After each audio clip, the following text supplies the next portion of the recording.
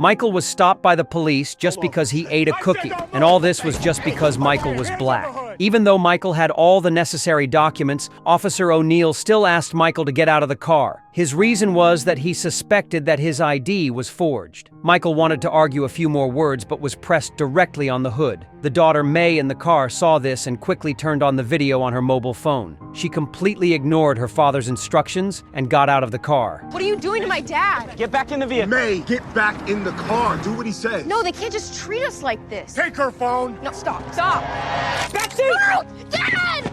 Seeing the police pointing a gun at his son, as a father, he could no longer control himself.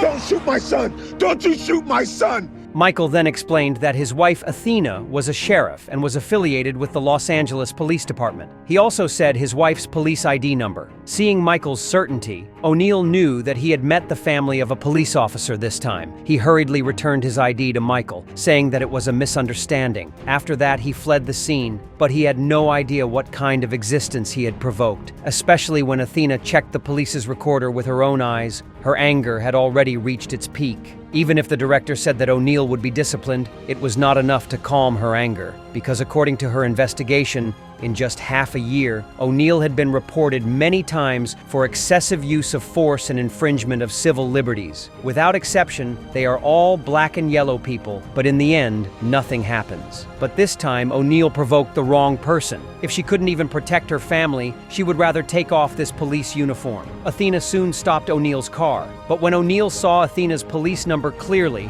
he consciously shut up. Although he showed his driver's license in time, Athena still asked him to turn off the engine and get out of the car. O'Neill smelled of alcohol at this time and said he had only had a few drinks. Athena immediately decided to test him for alcohol. Legally, I can refuse that. And legally, I could throw you in jail. Objective symptoms, glassy eyes, smell like alcohol, since we being all by the book now. Follow the pen.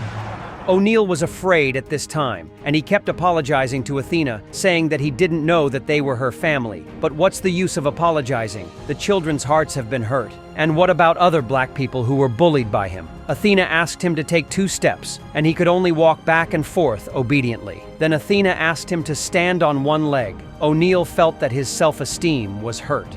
I can report you. This is retribution. If it was retribution, I would have done it when your kids were in the car. I really am sorry, Sergeant.